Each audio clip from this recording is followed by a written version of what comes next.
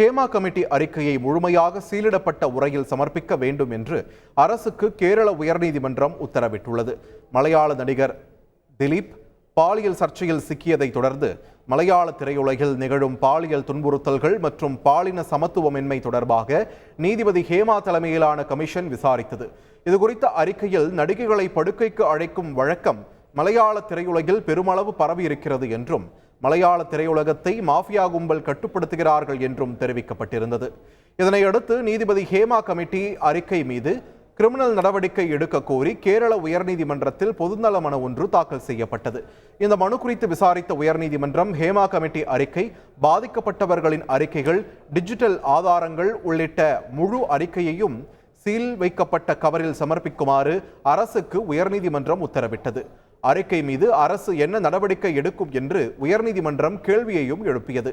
அப்போது யாரேனும் புகார் அளித்தால் நடவடிக்கை எடுக்கப்படும் என்று அரசு தரப்பில் தெரிவிக்கப்பட்டது. போக்சோ வழக்கில் இருந்தால் நடவடிக்கை எடுக்கலாம் என்றும் அரசு நீதிமன்றத்தில் தெரிவித்துள்ளது. செய்திகளை உடனுக்குடன் தெரிந்து கொள்ள உடனே சப்ஸ்கிரைப் பண்ணுங்க.